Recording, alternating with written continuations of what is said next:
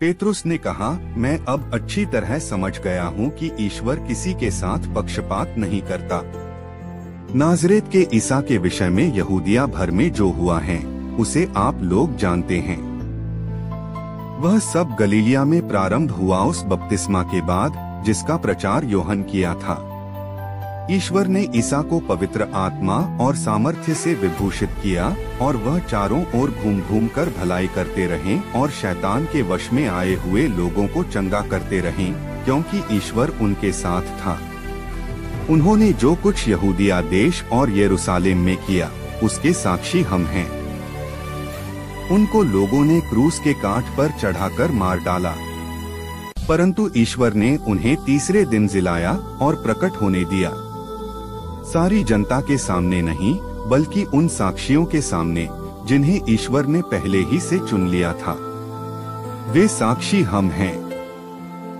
मृतकों में से उनके जी उठने के बाद हम लोगों ने उनके साथ खाया पिया, और उन्होंने हमें आदेश दिया कि हम जनता को उपदेश देकर घोषित करें कि ईश्वर ने उन्हें जीवितों और मृतकों का न्यायकर्ता नियुक्त किया है। उन्हीं के विषय में सब नबी घोषित करते हैं कि जो उनमें विश्वास करेगा उसे उनके नाम द्वारा पापों की क्षमा मिलेगी। दूसरा पाठ, कलोसियों 3:1-4। यदि आप लोग मसीह के साथ ही जी उठे हैं जो ईश्वर के दाहिने विराजमान हैं, तो ऊपर की चीजें खोजते रहें। आप पृथ्वी पर की नहीं, ऊपर की चीजों की चिंता किया करें। आप तो मर चुके हैं, आपका जीवन मसीह के साथ ईश्वर में छिपा हुआ है। मसीह ही आपका जीवन है। जब मसीह प्रकट होंगे तब आप भी उनके साथ महिमान्वित होकर प्रकट हो जाएंगे। दूसरा पाठ, 1 कुरिन्थियों 5:6-8। आप लोगों का आत्मसंतोष आपको शोभा नहीं देता। क्या आप यह नहीं जानते कि थोड़ा सा खमीर सारे सने हुए आटे को खमीर बना देता है? आप पुराना खमीर निकालकर शुद्ध हो जाएं, जिससे आप नया सना हुआ आटा बन जाएं। आपको बेखमीर रोटी जैसा बनना चाहिए, क्योंकि हमारा पास्का का मेमना अर्थात मसीह बलि चढ़ाए जा चुके हैं। इसलिए हमें न तो पुराने खमीर से और न बुराई और दुष्टता के खमीर से बल्कि शुद्धता और सच्चाई की बेखमीर रोटी से पर्व मनाना चाहिए। सुसमाचार, यूहन्ना 20:1-9। मरियम मगदलेना सप्ताह के प्रथम दिन तड़के मुंह अंधेरे ही कब्र के पास पहुंची। उसने देखा कि कब्र पर से पत्थर हटा दिया गया है।